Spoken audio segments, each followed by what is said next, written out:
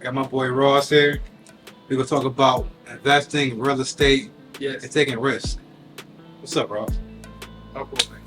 Tell me about St. Louis. That's where you're from, right? How was it growing up there, man? I didn't have no problems growing up, but I seen a lot.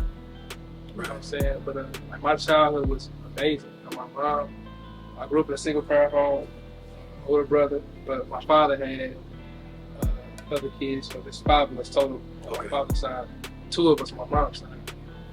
I didn't see nothing crazy. I mean, you know what I'm saying? Like, we didn't struggle, lights getting cut off. Like, we lived a decent life, but around me, I saw a lot. So that's good. And I mean, Crime, like same thing, drugs, crime, murder. You know what I'm saying? Like, it's a dangerous city like any other city, for real. right. That's good. Your mom, she held y'all down for you. You had to struggle though, so that's good. My childhood was a mess. I be hearing like some of my friends' stories. My childhood wasn't really like that. Like, I know you do a lot of investing. You said you got back, so you was doing real estate, right? yeah, I'm always back and forth, you know. So, you know, what I do, I own rental properties. Here in Atlanta, I own Airbnbs. But in St. Louis, that's why I got like the bulk of my assets. I buy and flip homes in St. Louis. Majority of the homes that I buy is in the area that I grew up in, North County, St. Louis. Gotcha. So I think it makes me, I'm more passionate about it because it's where I'm from. You know what I'm saying? So it's like when I go into these homes, I'm not cutting corners and trying to sugarcoat things. I'm really going in there and I'm giving a home buyer a brand new home. My whole just like not just my own neighborhood, but just areas that I grew up in. So like maybe in like a 5-mile radius of where I'm from, like all in the areas where I grew up in, like the places that I've been, the stores I used to go around, like in them neighborhoods, them the places where I'm going into, like buying property and trying to single-handedly trying to, you know, justify the area. That's good because we always say like people don't invest in your neighborhood. You literally are doing that. How does like a person go about doing that? Like the budgeting and how that, like getting the what's it called, the capital? Because you know, I mean, really to like sum it up, you know, credit, bro.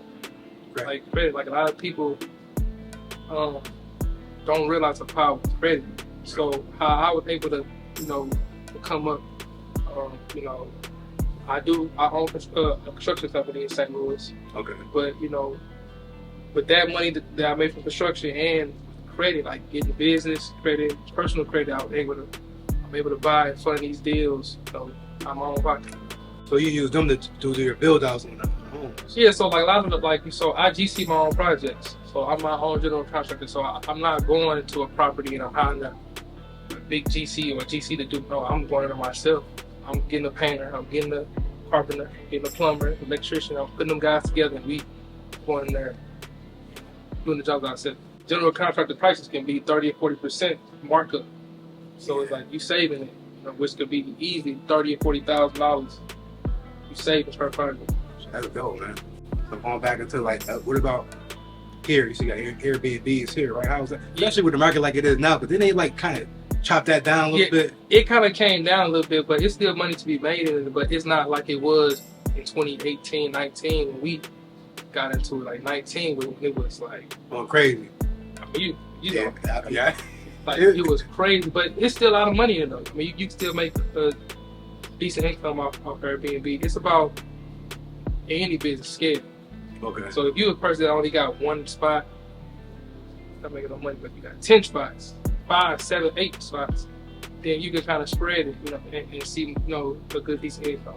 Right. That's why I wondered when I said chop it down because like I know they passed a law to try and say that you can only have like 2 or 3 properties now. But they haven't put that in effect yet. Oh, so they just proposing that, but it still hasn't stamped it. It's not stamped.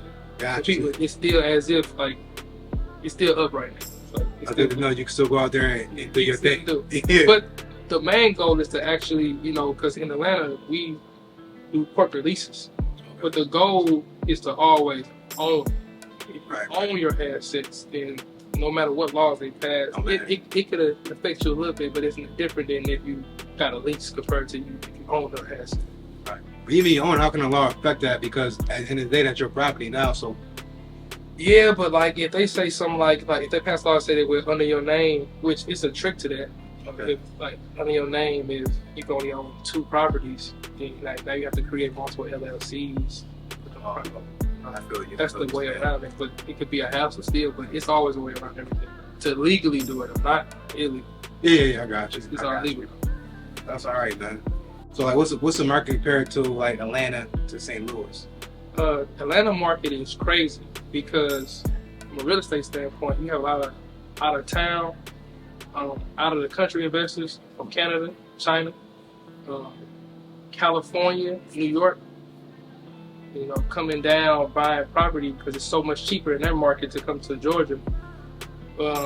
So St. Louis is easier of a barrier of entry to do real estate compared to Georgia because the market here is crazy. Like you can't even get your hands on nothing because you got so many hedge funds and corporate firms buying properties by the hundreds to where the small guy like me, it's hard to get your hands on it without having to overpay for the property. Whereas St. Louis, it's still there going on, but it's not as hectic. It's easier to get assets in St. Louis compared to it is in Georgia.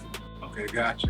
So like, so when it comes to real estate, you only flip properties or do you own property, rent them out, and all that stuff? So I have rentals, but I flip a lot. You know what I'm saying? Like flipping right now is the thing that's working for me right now because I don't know. It's like even though interest rates are a lot high, they're right around 6.5%. Yeah. But it's still like a buyer's. It's still a seller's market. It's still a low inventory in houses in St. Louis. So it's a lot of buyers looking for property because everybody knows rent in the whole country is skyrocketing. Right, so it's like if you pay $2,200 a month rent, you can easily pay $1,900 a month on a mortgage. Right. And hopefully refi when rates go back down. So the market is still, it's still very profitable right now. Gosh, you think the market gonna crash? I don't think it is. I don't think the market gonna crash because it wasn't like 2008. 2008 was like a lot of fraud going on where people was really overvaluing properties. Appraisers was giving bogus appraisals, 50% higher, 40% higher than what the property was worth. Anybody could get a mortgage. Back then, like anybody can get a mortgage. Yeah, I remember that. Now today it's like it's still steps. Your credit got to be right, bank statements got to be right, debt to income got to be right, and there's different products that a buyer has now, but it's still steps and requirements that you got to meet to get into a property. So I don't think a crash like 2008 is not gonna happen again. Gotcha. And with the debt to ratio income, right? I know how it works, but explain to people that may not know how that works.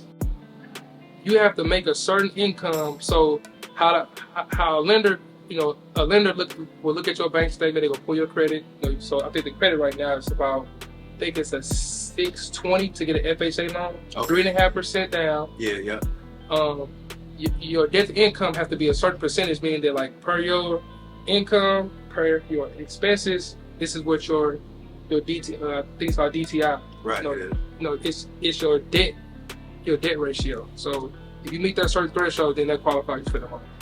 Okay. It's pretty straightforward. I mean, it's crazy because it's hard, but it's easy. Like, Americans now do have the opportunity to get into a home. So basically what you're saying is that with that DTI, you want to make sure that you're not living above your means. You want to live well within your means. So like the cars you driving, like if you're trying to buy a home, that BMW you want, don't get it right now. Right. The credit cards, get them under, they say under 20%. I try to keep my cars under 5% if I'm not in a... They changed it, 30 now, 20%? It's really 30 or 20, but I say under 5.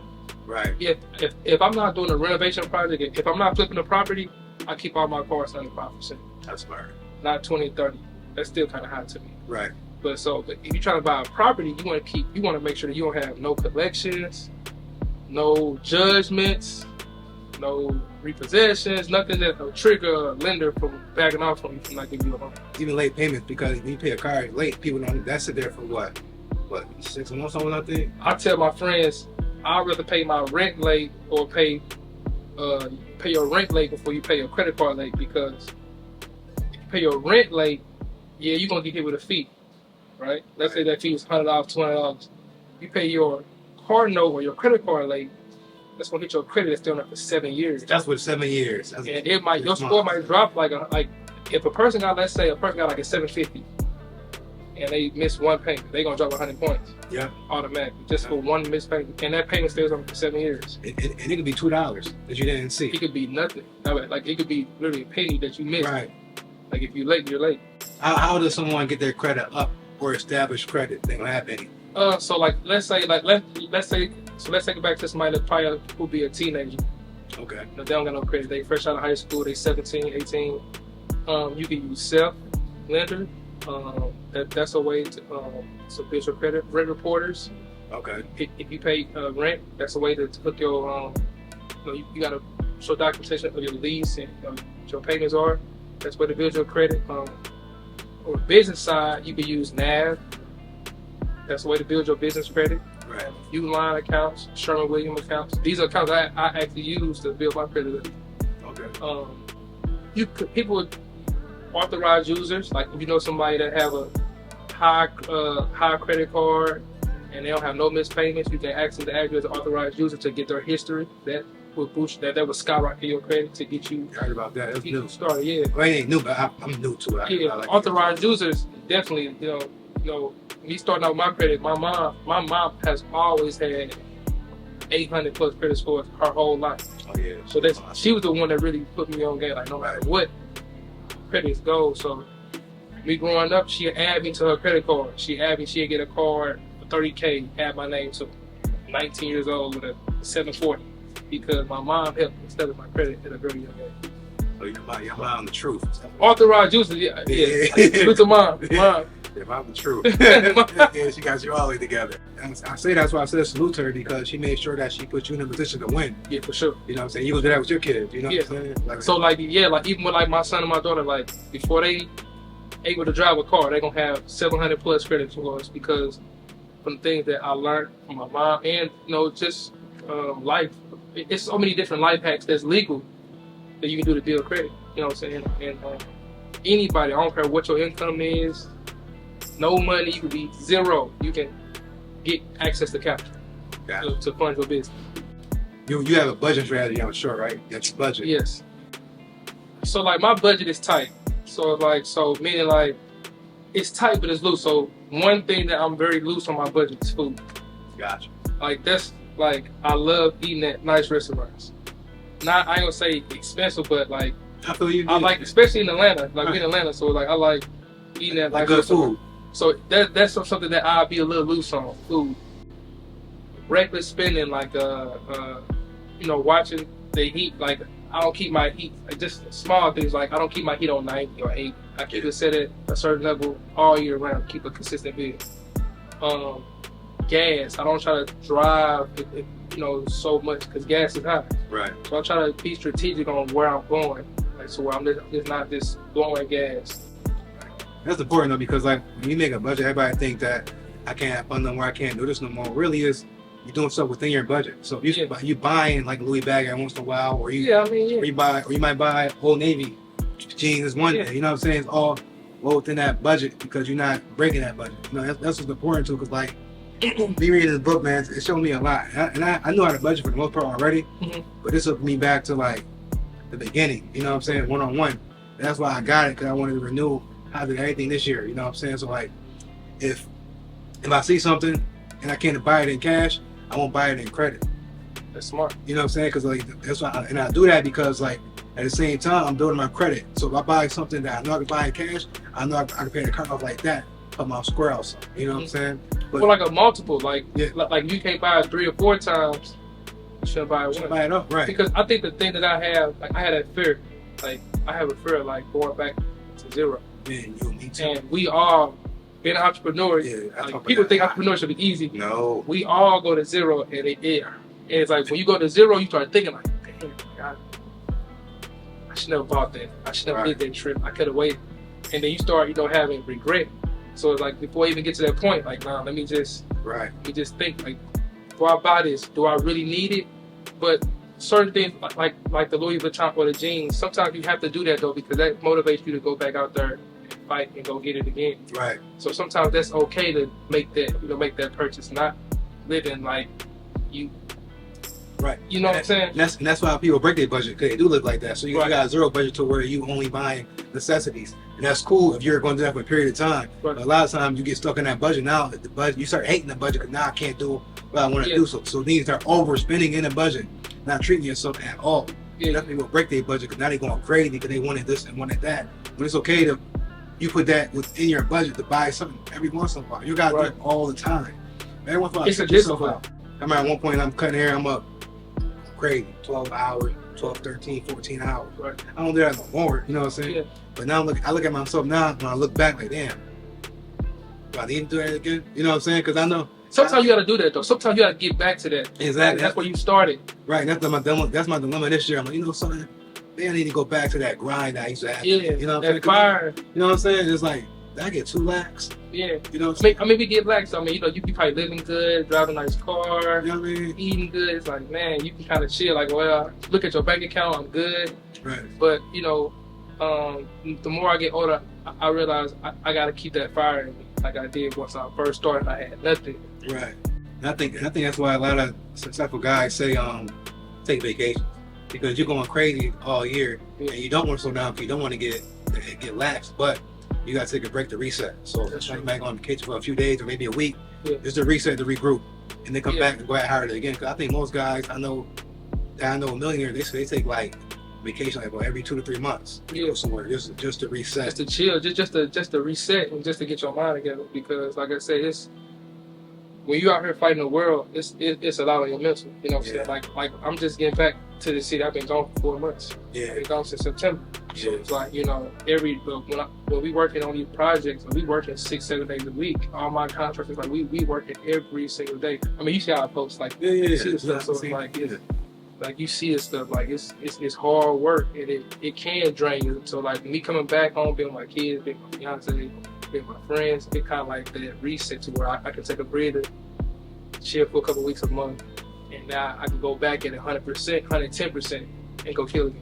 Right. That's part people don't see, like the sacrifices you gotta make. You gotta sacrifice time that you're never gonna get back. Never. You know what I'm saying? It's like now you gotta create a balance to where, okay, I know I gotta get this, but now they need me too. So now I gotta figure out how to create this balance to make it all work. Yeah, I think like now where I'm at in and now, because I've been building a lot systems, having putting the right people in the right positions to make your business flow easier.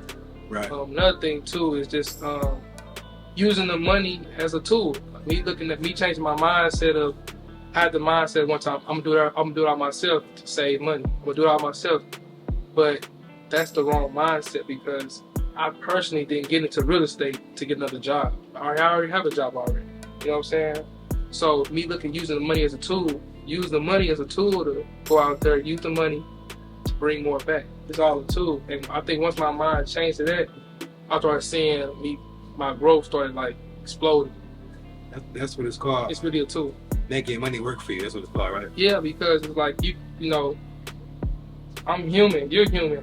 So with us being human beings, we need sleep, we need food, but money doesn't need Right. money doesn't need fuel, food to work. It just needs to be directed and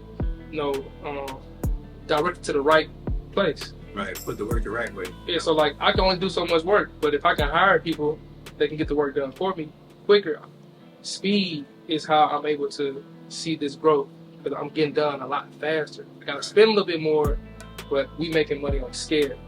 Yeah, that's true. Cause I forgot what house it was you were doing. And I was like, yo, that's you still doing? You know, like the third one. Like what? I was like, Yeah, it go quick. At the end, you're like, oh, Yeah. quick. It go quick. I mean, I got buddies who they still on their first one, still on the third one. You know what I'm saying? Like, so, and that happens because they mindset different. Oh man, I ain't gonna spend that extra 30 grand, 20 grand. I'm gonna save to do it myself. But the thing about it, once you get that house, and let's say you did everything yourself, yeah, you gonna make all the profit, but you gonna be burnt out. Right. You didn't been on that job for 8, 9 months, Like you 7 months. could have did 3 in the You could have meantime. did 3. Right. So that's putting your money work for you. That's you investing in yourself at that point. That's where the credit come in at. Right. You know, Right.